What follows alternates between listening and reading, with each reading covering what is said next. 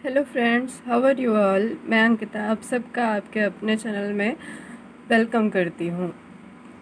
BSc first year का जो inorganic chemistry का हमारा टॉपिक चल रहा था, मैं आज अगला टॉपिक लेकर आई हूँ जो है विद्युत ऋणात्मकता, इलेक्ट्रोनिगेटिविटी। तो बिना टाइम वेस्ट किए हुए स्टार्ट करते हैं हमारा आज का टॉपिक। सबसे पहले देखते हैं परिभाषा क्या होती है विद्युत ऋणात्मकता की। सहसंयोजक बंध के इलेक्ट्रॉनों को अपनी ओर आकर्षित करने की क्षमता को विद्युत ऋणता या विद्युत ऋणात्मकता कहते हैं। कोई भी दो परमाणु जब सहसंयोजक बंध द्वारा आपस में जुड़े हुए होते हैं तो वो दो परमाणुओं में से जो इलेक्ट्रॉन को अपनी ओर आकर्षित करने की क्षमता होती है वो विद्युत ऋणात्मकता कहलाती है। इसे En से व्यक्त करते हैं, इलेक्ट्रोनिगेटिविटी En से व्यक्त करते हैं। फिर अगला पॉइंट है कि जिस परमाणु की विद्युत ऋणात्मकता अधिक होती है उस पर आंशिक ऋण आवेश, मतलब कि अगर परमाणु ए है, इस पे अगर इलेक्ट्रॉनों को आकर्षित करने की क्षमता अधिक होगी, इलेक्ट्रॉनों को आकर्षित करने की क्षमता ही है विद्युत ऋणात्मकता, तो विद्युत ऋणात्मकता अगर अधिक होगी तो ये परमाणु आंशिक ऋण आवेश वाला, और जिस परमाणु की विद्युत ऋणात्मकता कम होती है वो आंशिक धनावेश वाला होता है, उस पर धनावेश पाया जाता है, आंशिक धनावेश पाया जाता है। अब अगला देखते हैं विद्युत ऋणात्मकता को प्रभावित करने वाले कारक। पहला है एस गुणों की प्रतिशत मात्रा।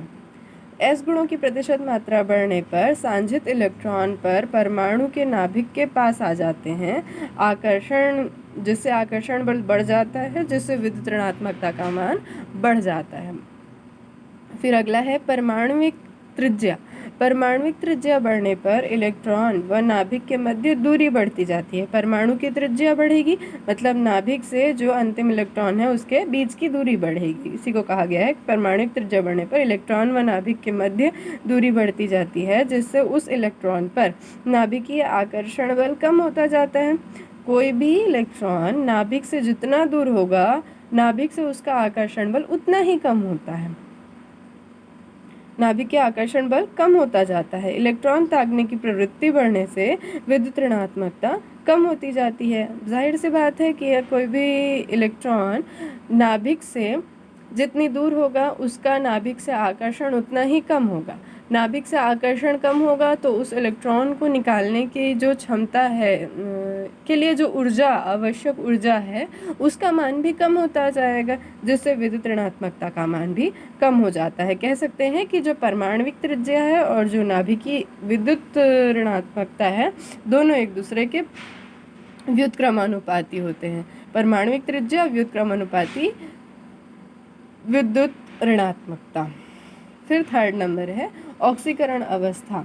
धनात्मक ऑक्सीकरण क्षमता बढ़ने पर परमाणु का आकार छोटा होता जाता है, जिससे विद्युत ऋणता भी बढ़ता जाता है, जबकि ऋणात्मक ऑक्सीकरण क्षमता बढ़ने पर परमाणु का आकार बढ़ता जाता है, अतः विद्युत ऋणता का मान कम होता जाता है। कह सकते हैं कि ऑक्सीकरण क्षमता अगर धनात्मक की ओर जाएगी, धनात्मक ऑक्सीकरण क्षमता बढ़ने पर परमाणु का आकार छोटा होता जाता है।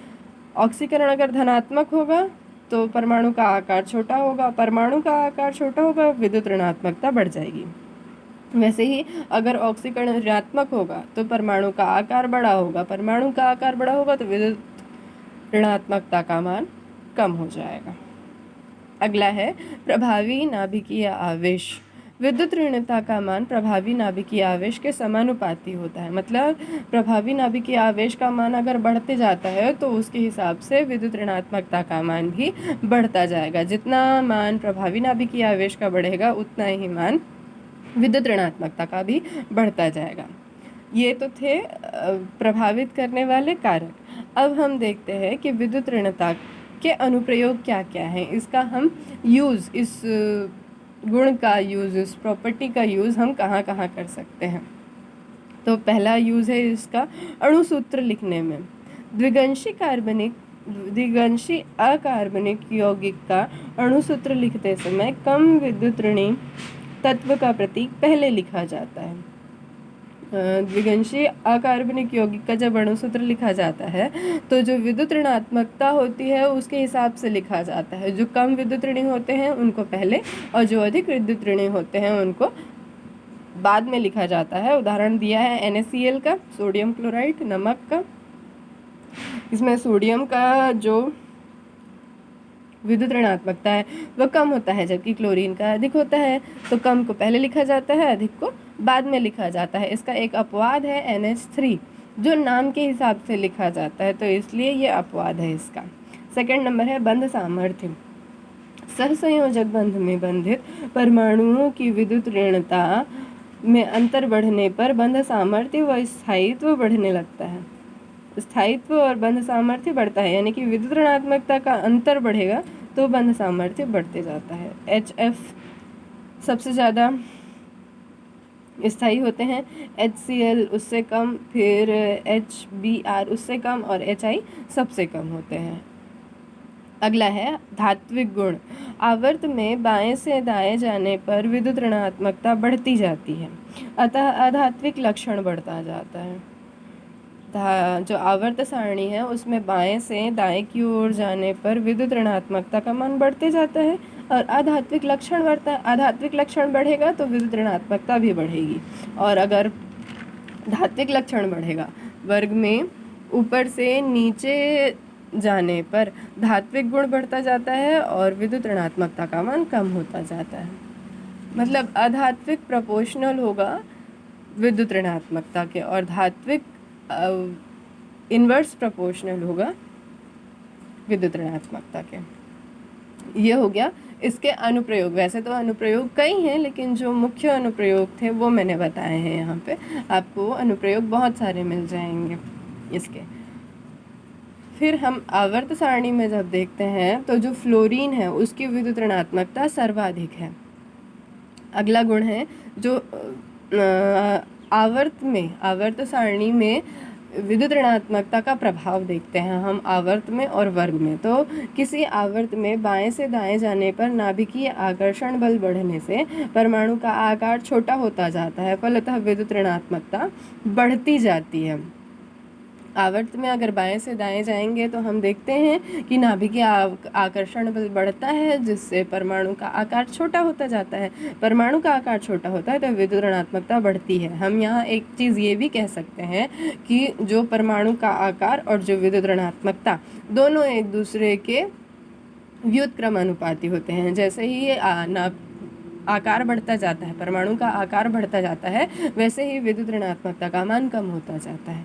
जैसे ही आकार छोटा होता जाता है, विद्युत ऋणात्मकता का मान बढ़ता जाता है। इसमें दिया है, एग्जाम्पल दिया है, लिथियम का 1.0, Be का 1.6 है विद्युत ऋणात्मकता, B का 2.0, C 2.6, N का 3.0, O का 3.4 है, F का 4.0। कहा था फ्लोरीन का सबसे ज़्यादा होता है, तो F का 4.0 है। ये तो हो गया आवर्त में। अब वर्ग में देखते हैं कि किसी वर्ग में ऊपर से नीचे जाने पर परमाणु आकार में वृद्धि होती जाती है, अतः नाभिकीय आकर्षण कम होने से विद्युत ऋणता का मान घटता जाता है। कहा था मैंने इन्वर्स प्रोपोर्शनल होते हैं, व्युत्क्रमानुपाती होते हैं करके। तो नाभिक का आकार परमाणु का आकार बढ़ता जाता है, जिससे नाभिकीय आकर्षण बल कम होता है। नाभिकीय आकर्षण बल कम होता है तो विद्युत ऋणात्मकता भी घटती जाती है। फिर इसमें एग्जाम्पल दिया है, फ्लोरीन का सबसे ज़्यादा 4.0, फिर उससे कम क्लोरीन 3.2, फिर ब्रोमीन 3.0, आयोडीन का 2.7 होता है। अब एक लास्ट बच गया था, विकर्ण संबंध। तो उच्च विद्युत ऋणात्मकता वाले तत्व यह संबंध प्रदर्शित नहीं करते हैं, जबकि जो कम विद्युत ऋणात्मकता वाले तत्व हैं वो ये प्रदर्शित करते हैं। जैसे कि लिथियम है वो मैग्नीशियम के साथ विकर्ण संबंध बताता है, बेरियम एल्यूमिनियम के साथ और बोरान SI सिलिकॉन के साथ विकर्ण संबंध प्रदर्शित करता है। तो फ्रेंड्स, ये था मेरा आज का वीडियो। होप आपको पसंद आया हो। कहीं भी कोई भी क्वेश्चन हो तो प्लीज़ कीजिएगा। मेरा वीडियो पूरा देखने के लिए आप सबका बहुत बहुत धन्यवाद। Thank you.